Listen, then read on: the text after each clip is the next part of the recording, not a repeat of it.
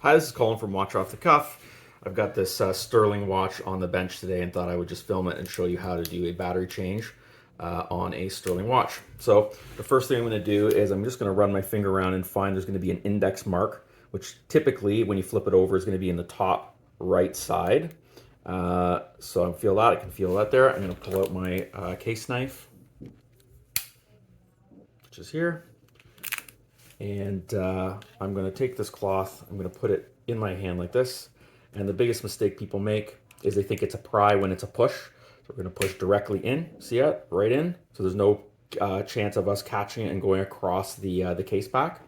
Once we've popped it open there, we can move the case knife around gently around the watch.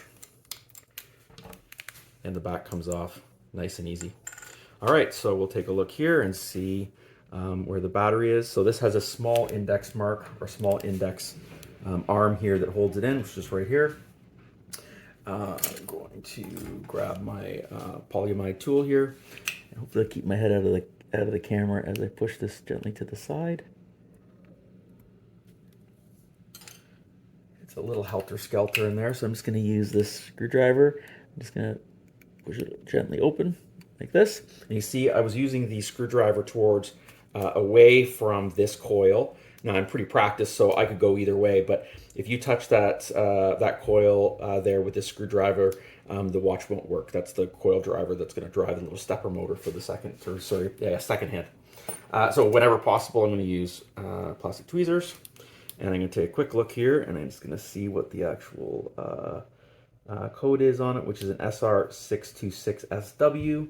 I have a little chart up on my wall. I'm just going to look it up, SR, because I'm going to use the Swiss numbering system.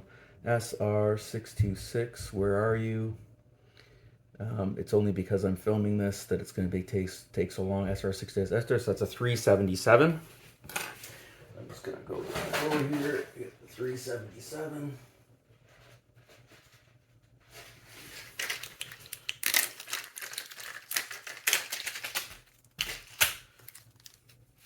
You can see I'm wearing finger cots. I don't want to touch any part of the watch or anything that's going to go into the watch with my bare hands.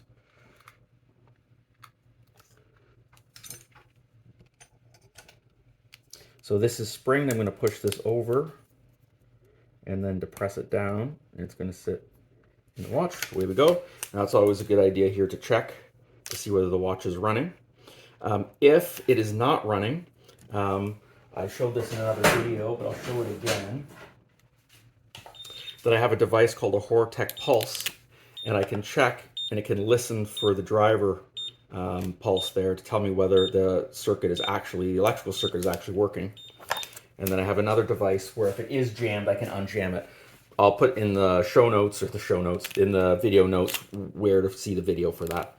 So now we need to put the case back on. Before I do anything though, I'm just going to gently remove the O-ring here from the back.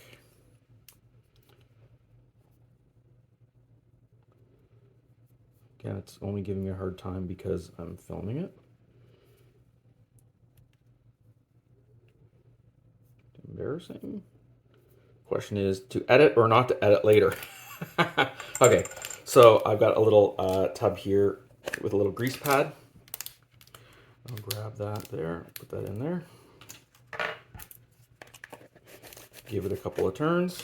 All right, and we will replace this back onto the thing.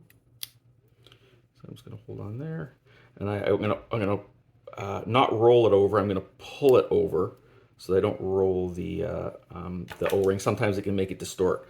So I'm going to get a crystal press or case back press to put this back on. But you can see before we do that, there's an index mark right here, which lines up with the crown as it sits in there. And then that index mark is back up here, so we can make sure, okay, am I putting the case back in the correct direction? So we're gonna pause for a minute and get the case press. Okay, now for the case press.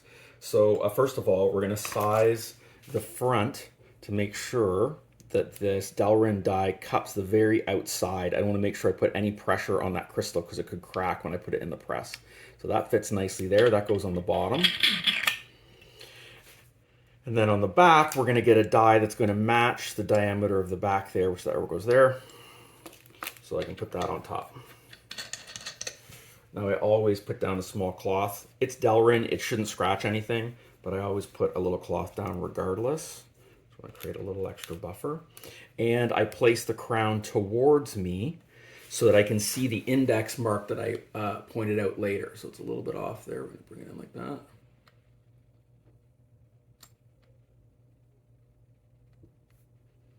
So we've got it lined up there.